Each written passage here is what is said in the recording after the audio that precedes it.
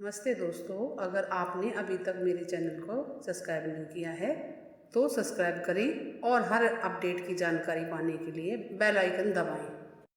नमस्ते दोस्तों, सावन मास में भगवान शिव की ये कथा जरूर सुनें और शिवलोक की होगी प्राप्ति और सभी मनोकामनाएं होंगी। दोस्तों, सावन का महीना भगवान शिव की पूजा, रुद्राभिषेक, दरिद्रता निवारण, अनुष्ठान, मोक्ष प्राप्ति, आसुरिक शक्तियों से निवृत्ति, भक्ति प्राप्ति तथा दैहिक, दैविक और भौतिक तीनों तापों से मुक्ति दिलाने के लिए श्रेष्ठ माना गया है। इस माह में एक बिल्व पत्र भी अगर शिव जी को सच्चे हृदय से अर्पित किया जाए तो वो भी अमोघ फलदायी होता है। और जिस प्रकार मकर राशि पर सूर्य के पहुंचने पर सभी देवी देवता, यक्ष आदि पृथ्वी पर आते हैं, उसी प्रकार कर्क राशि कर सूर्य में भी सभी देवी देवता पृथ्वी पर आते हैं और ये सभी भगवान शिव की आराधना, पृथ्वी पर आराधना करके पुण्य बढ़ाते हैं। स्वयं भगवान विष्णु, ब्रह्मा, इंद्र, शिवगण आदि सभी सावन में पृथ्वी पर ही वास करते हैं और सभी अलग अलग रूपों में अनेकों प्रकार से शिव आराधना करते हैं। ऐसा माना जाता है इस माह में की गई शिव पूजा तत्काल शुभ फलदायी होती है और इसके पीछे स्वयं शिव का ही वरदान है। समुद्र मंथन के समय काल नामक विष निकला था, उसके ताप से सभी देवता भयभीत हो गए थे और तीनों लोक में त्राही त्राही मच गई थी। किसी के पास भी इस विष का निदान नहीं था और उस कालकूट विष से वायुमंडल प्रदूषित होने लगा, जिससे जनजीवन पर घोर संकट आ गया था। तभी सभी देवता भगवान शिव की शरण में गए और इस विष से मुक्ति दिलाने के लिए प्रार्थना की उनसे, भगवान शिव से, और लोक कल्याण के लिए भोलेनाथ ने इस विष का पान कर लिया और उसे अपने कंठ में ही रोक लिया। इसके प्रभाव से उनका कंठ नीला पड़ गया और वह नीलकंठ कहलाए और उसके बाद विष के ताप गर्मी से व्याकुल शिव तीनों लोगों में भ्रमण करने लगे, किंतु वायु की गति भी मंद पड़ गई थी, इसीलिए उन्हें कहीं भी शांति नहीं मिली। अतः वह पृथ्वी पर आए और पीपल के वृक्ष के पत्तों को चलता हुआ देखकर उनके नीचे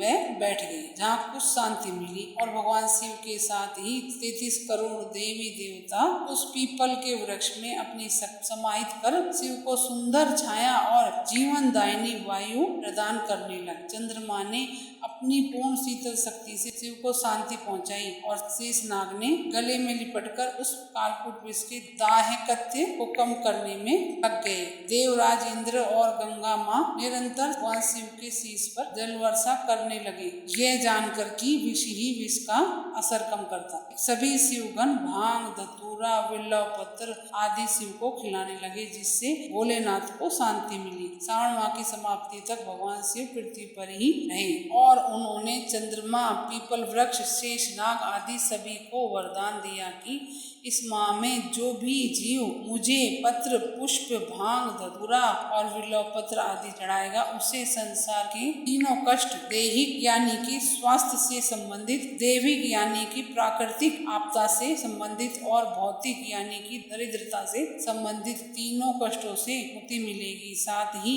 उसे मेरे लोक की प्राप्ति भी हो। चंद्रमा और शेषनाग पर विशेष अनुग्रह करते हुए शिव ने कहा कि जो तुम्हारे दिन सोमवार को मेरी आराधना करेगा वह मानसिक कष्टों से मुक्त हो जाएगा, उसे किसी प्रकार की दरिद्रता नहीं सताई। और शेषनाग को शिव ने आशीर्वाद देते हुए कहा कि जो इस माह में नागों को दूध पिलाएगा उसे काल कभी नहीं सताएगा और उसके वंश की वृद्धि में कोई रुकावट नहीं आएगी, उसे सर्पदंश का भय नहीं रहेगा। गंगा माँ को भगवान शिव ने कहा कि जो इस माह में गंगा जल मुझे अर्पित करेगा वह जीवन मरण के बंधन से मुक्त हो जाएगा। और पीपल के वृक्ष को आशीर्वाद देते हुए भोलेनाथ ने कहा कि तुम्हारी शीतल छाया में बैठकर मुझे असीम शांति मिली है, इसलिए मेरा अंश तुम्हारे अंदर हमेशा विद्यमान रहेगा। जो तुम्हारी पूजा करेगा उसे मेरी पूजा का फल प्राप्त होगा। भगवान शिव के इन वचनों को सुनकर सभी देवों ने उन्हें भांग, धतूरा, बिल्व पत्र और गंगा जल अर्पित किया। इसलिए जो इस माह में शिव पर गंगा जल चढ़ाते हैं वह मनुष्य देव तुल्य होकर जीवन मरण बल के बंधन से मुक्त हो जाते हैं। मानसिक परेशानी, कुंडली में अशुभ चंद्रमा का दोष,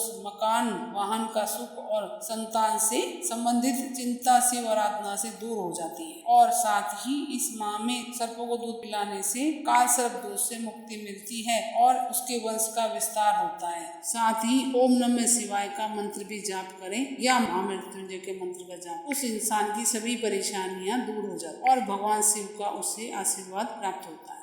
साथ ही दोस्तों, शिव पुराण के अनुसार सावन मास में शिवलिंग पर जल इसलिए अर्पित किया जाता है ताकि शिव के कंठ में मौजूद इसके प्रभाव को कम किया जा सके। शास्त्रों का कथन है कि शिव अभिषेक प्रिय अर्थात कल्याणकारी शिव को अभिषेक अत्यंत प्रिय है। समस्त मनोरथों को पूर्ण करने की शक्ति शिवलिंग के अभिषेक में समाहित है, इसलिए सावन मास में भगवान शिव का अभिषेक जरूर करें। और कुछ पूछना है दोस्तों, कमेंट्स करके पूछिए। मेरे चैनल को लाइक करें, सब्सक्राइब करें, शेयर करें। नमस्ते दोस्तों, हर हर महादेव।